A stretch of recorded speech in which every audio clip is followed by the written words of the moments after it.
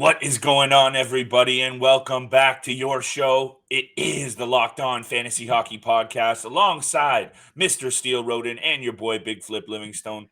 Lots to get to on today's episode, people. We're talking trades, injuries, and our on-fire big-time bets. Let's get right to it. You're Locked On Fantasy Hockey, your daily podcast on fantasy hockey. Part of the Locked On Podcast Network, your team every day.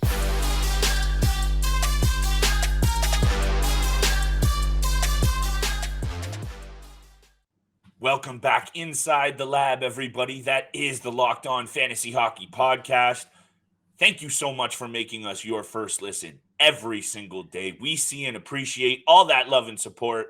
We say it every day because we mean it every day. So continue to smash that subscribe button, drop us a follow, review. We need that feedback to continue to feed you what you need to dominate your fantasy leagues. And if you've been paying attention over the last couple of days, put some money in your pocket because both Steele and I on absolute heaters with the picks. You know we're going to get to that at the end of the show. Also, this is the time of fantasy year where trades and trade propositions are being thrown around at random. Steele's got a bunch of flyers out there right now, some feelers on some trades. I just made a big trade in my keeper league. We're going to be breaking down some fantasy trade angles today. That's going to be the meat and potatoes. But right off the jump, Steele, let's get into some of this big-time breaking injury news from the New Jersey Devils camp. And for big-time players, Mackenzie Blackwood, MCL sprain, out at least 3 weeks, saying up to 6 weeks. That's a big-time need. Now Vitek Vanacek going to be in that cage a lot more. Andre Palat, groin injury, out long-term, I believe. Let me have a quick peek at this. 8 to 10 weeks for Palat. We know he was already injured. Let's talk quickly about those injuries, Steele, because maybe most importantly, Mackenzie Blackwood going out now, this might be an opportunity if you're out there firing trades around. You might be needing to go and acquire a goaltender or even Vitek Vanacek on a very hot Devils team. Yeah, and, obviously those are significant injuries to some key players to their organization, but I don't think it's going to hurt their team moving forward because they seem to have constructed a very well-sound chemistry, well-chemistryed and coached team that, obviously, again, like Andre Palat just signing over the offseason, leaving the Lightning, and, Mackenzie Blackwood, we've talked at length about some of the injuries that he's dealt with, the COVID-19 as well, and not getting vaccinated at the beginning of those things, so which has affected him. But nonetheless, yeah, those injuries to Andre Palat and Mackenzie Blackwood are significant, but this Devils team, it seems legit to me. Like, they're 9-3 at the top of the Metropolitan Division, and if you have Vitek Vanacek on the waiver wire, or he's available in your league, or you can possibly trade for him, I would go out and get them because the Devils do seem legit right now. They definitely do, and what's maybe perhaps most impressive is even bringing in a guy like Palat, veteran presence. He just had another great playoff performance for the Tampa Bay Lightning, maybe expecting him to do something to bolster that offense. It's been mostly their regular cast of characters, their drafted guys, and Nico Hischier, Jack Hughes, and otherwise getting it done. So that's maybe the most impressive thing. But I think really what the takeaway here is, if you do have a guy like Blackwood, you're going to be sniffing around that waiver wire. You're going to be sniffing around to make a move. Let's talk trades. Let's talk some of the things that are going on. We have the Listener League abound. We have all these different fantasy piles that we have our hands in, Steele. Let's talk about some of the trades that you've been looking at. I've got this Keeper League Dynasty trade that I want to talk about, but let's get right into some of these trades. Yeah, I've had a lot of conversations at length, guys that we've been, dealing with in our fantasy league, fan-based fantasy league, guys that I've been talking with in other fantasy leagues that I'm a part of as well so far this year. And the first trade I really want to talk about, I sent you this message yesterday or the other day, because this is the one that has really put me on the fence. I'm not sure if I pull the trigger and accept it or if I stay with the guy who's about to make his return to the Winnipeg Jets. I was offered Mackenzie Weegar and Ivan Barbashev for Ryan Pulock and Nikolaj Ehlers of the Winnipeg Jets. Obviously, Ehlers has been out since pretty much the beginning of the season. He put up three assists in his first 2 games. in my opinion, Nikolaj Ehlers is the best player a part of this trade, but Yes. especially in a categorical league, for someone that's been lacking shots, blocks, and hits, and that's exactly what Mackenzie Weegar puts up. And yeah, he had a pretty good season last year, but he was also with the Florida Panthers, and the way the teams are coached is completely different from each other. And it's a little bit more of a defensive game than an offensive game than what we saw last year with the Florida Panthers. So yeah, he put up a decent amount of points last year. Nikolaj Ehlers, in my opinion, again, this is the best player part of this trade. But the reason I'm not, or the reason I'm so hesitant to pull the trigger on this trade is Ivan Barbashev. He put up 60 points last year, but the hits, the shots, the blocks, the plus minus, just not quite there. And especially the way the St. Louis Blues are going right now, I'm not sure if I go with it. Steele, my issue here is, and can you please repeat the trade offer one more time for the listeners out there, if you don't mind? Mackenzie Weegar, Ivan Barbashev, who I would be receiving, and I would be sending away Ryan Pulock and Nikolaj Ehlers.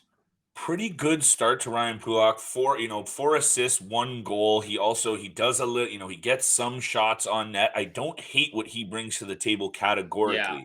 And I think I said to you last night when we talked about this off air, my concern is Barbashev. And I know 26 goals last year, 34 assists can't be ignored. But that was his 7th season in the NHL, 6th season in the NHL. Prior to that, topping out at 26 points. And that's not because he wasn't getting a look. 80 games, 69 games, 81 games, 53 games. He had a shot in the NHL to do his thing. I'm not saying he's done scratching the 60-point plateau. Very small sample size, and we've seen what you can get with a guy like Nikolaj Ehlers, and the Winnipeg Jets this season can put up goals. We don't know what's going to happen overall, but they can score. So I think you're good to hold off for now on this trade. That's my gut instinct, but I don't know. That Mackenzie Weegar side of things, and I know you need some help on the blue line, obviously has you considering this. Yeah. That makes a lot of sense. What you need to consider out there as our listeners is listening to Athletic Greens and getting some of this AG1 in your system. That's right, people. Today's episode is brought to you by Athletic Greens and our partner at Athletic Greens. This product, AG1, Steele and I use it every single day. It helps you before and after the gym because it is healthy for you. It contains less than 1 gram of sugar, no GMOs, no nasty chemicals or artificial anything. It supports your gut health, your immune system. It is vegan, dairy-free, and everything you need to support a healthy immune system. Trust me when I say AG1 is something that Steele and I use before and after the gym, and it helps you arm your immune system with convenient daily nutrition.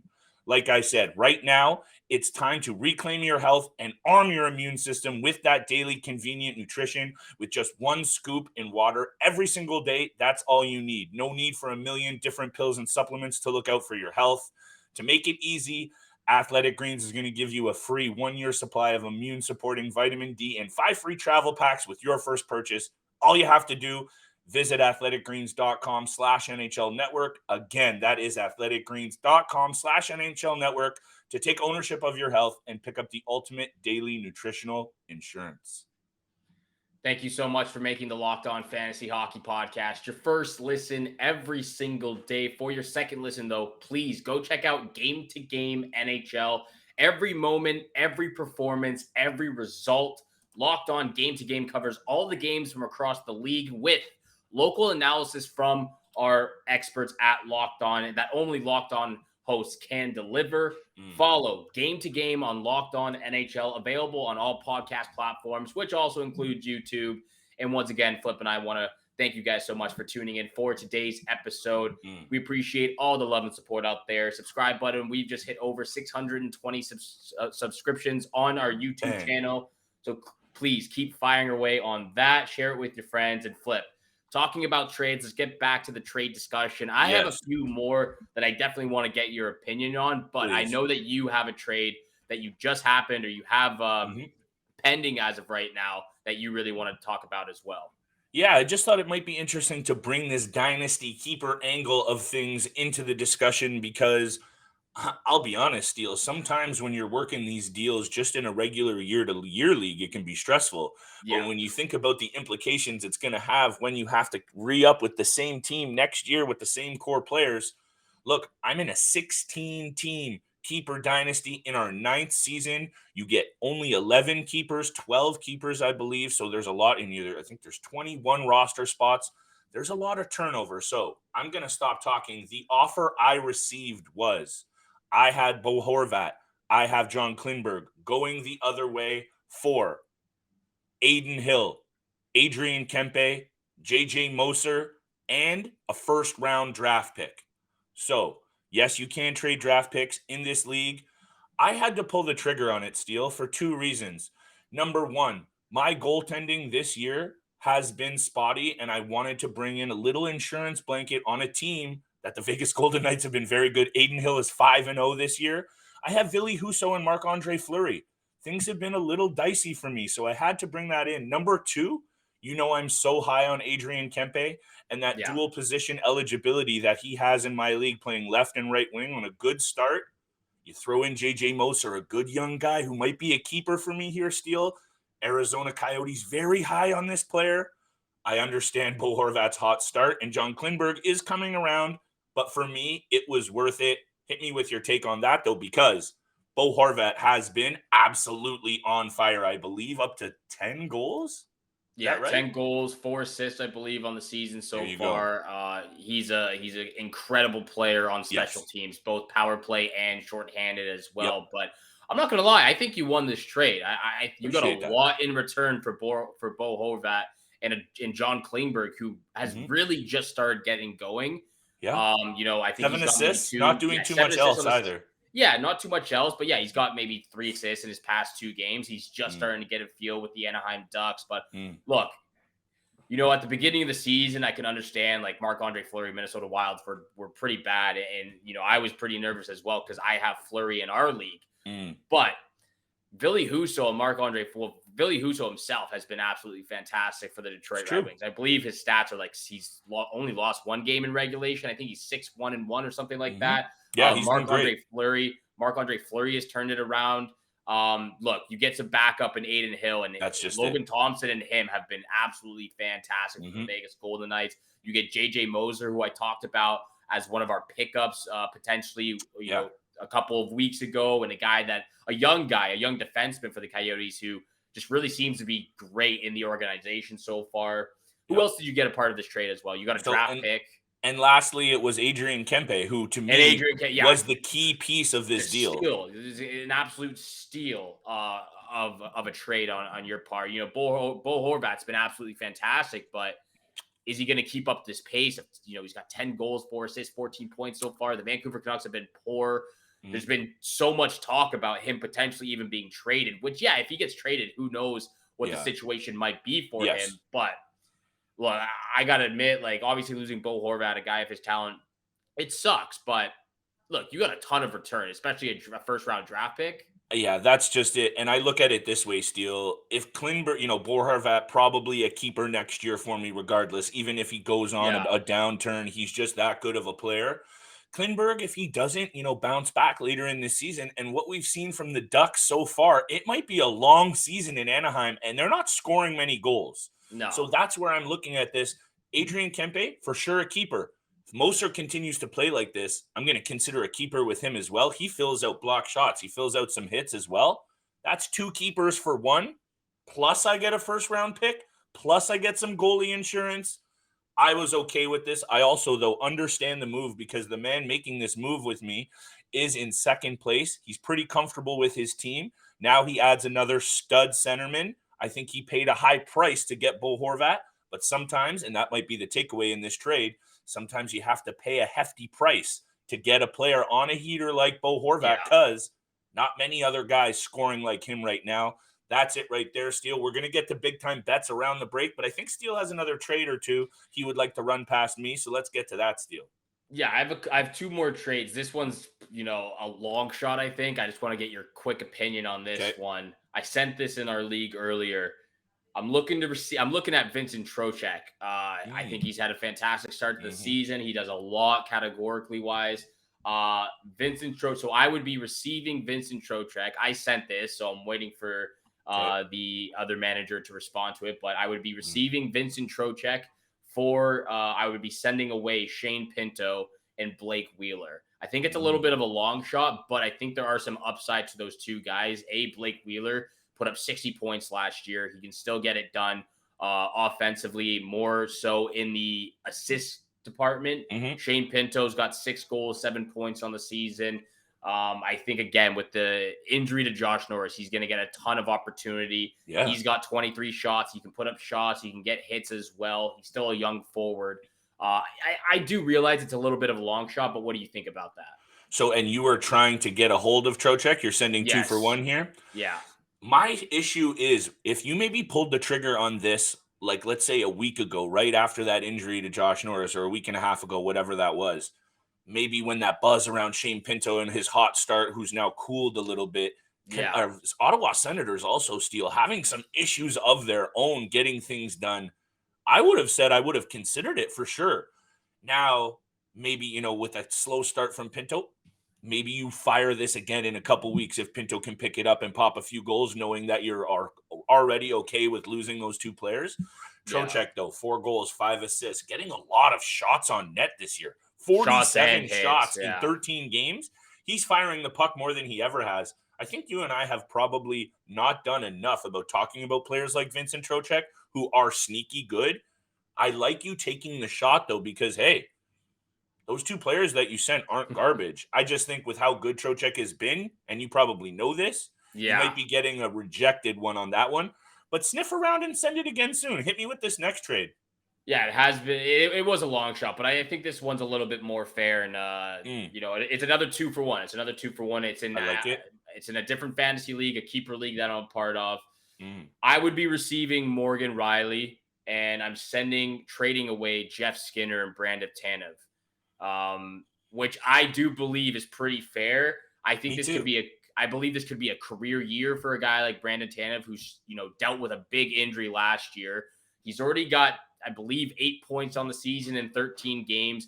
He can put up 150 shots, over 250 hits, decent amount of blocks. But look, he's never been a big point production kind of guy. I think his career high is like 26 points in a season back with Pittsburgh or something like that. But nonetheless, he's finally getting a big opportunity with the Seattle Kraken. If he can play a full year, stay healthy, I can see him putting up 45, maybe even potentially 50 points. And those aren't like high skilled level points too. That's like just doing the greasy goals and the greasy assists, finding guys on the back door. But that's what the Seattle Kraken do right now. That's it. And that's just his game as well. And then Jeff Skinner playing on the top line with Tage Thompson, bouncing a little bit around with guys like Alex Tuck and some other young guys offensively. Jeff Skinner's got 3 goals, 6 assists or 8 assists, something like that on the season. I think it's a pretty decent trade. I also would like to show some love to the bottom 6 in Seattle, who every time I turn on the highlight pack or I watch a game of the Seattle Kraken, Brandon Tanev, Yanni Gourde, Daniel Sprong, Morgan Geekie out of nowhere on fire. So I kind of like what's going on in that bottom 6 because that those lines are interchanging a little bit. So Brandon Tanev benefiting from some good young players, some good veterans playing well around him. That's a good situation to be had, Steele. Morgan Riley, that the value comes with Toronto and the offense that he brings. I think this is a pretty fair trade, though, Steele. I also think you're also jumping on a situation where you sell high with a guy like Jeff Skinner, who now, after a cold start, looking at this, 7 points in his last 5 games. You're selling high on a guy who we know can go very hot and cold. So why not pounce on a guy like Jeff Skinner, who is now, yes, you mentioned getting to play with good players, but if you need to fill a hole and you need a guy like Morgan Riley, definitely sell high on some of these players. I know you had a big time episode on the buy low, sell high. Go check that episode out. If you missed it, we'll be doing more of those for sure. Steele, I think that's a fair trade for both sides. If that's my honest answer, because if I was the other person getting those 2 players, I'd be fine with that because they also fill out a lot of categories. So I like that trade. I think that's a fair one. I am ready for big time bets, my friend, because you and I are picking up steam. Let's get right to it after the break. Look, we have been picking up steam. A great weekend for the both of us. You sent me a ton of pictures of some of your bets. But before we get to big time bets, I need to let everyone know out there about Simply Safe. We've talked about this at length over the last couple of weeks, especially with the holidays coming around, Christmas time. Like Flip has talked about, burglaries, packages being stolen off the front porches.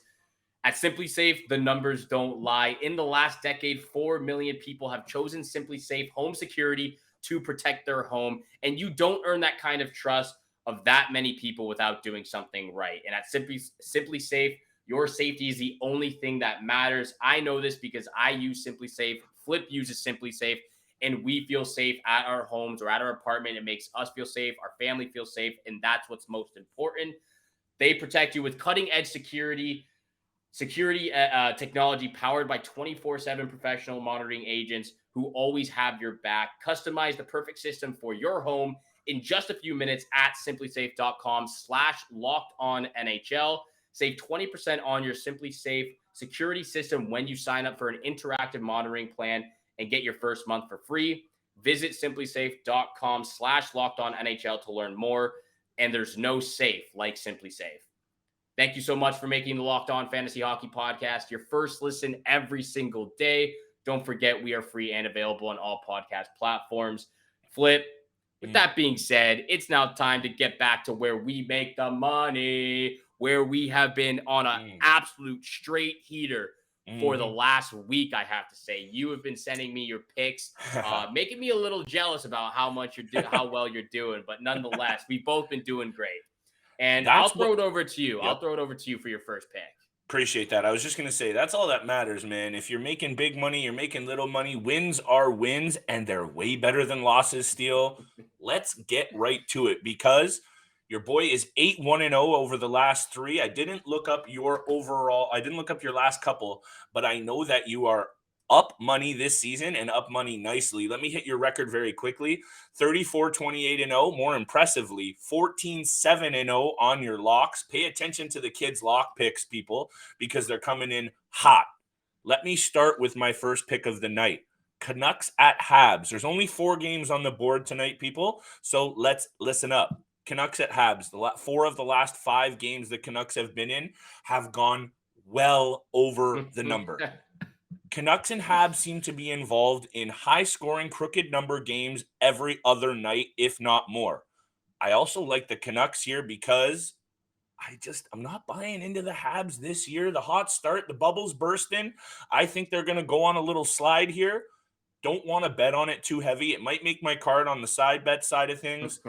The last time these two teams faced off at the end of last season, 8 goals produced. I'll stop the preamble because I think you know where I'm headed here. Give me the over 6.5 goals in this Canucks-Habs game.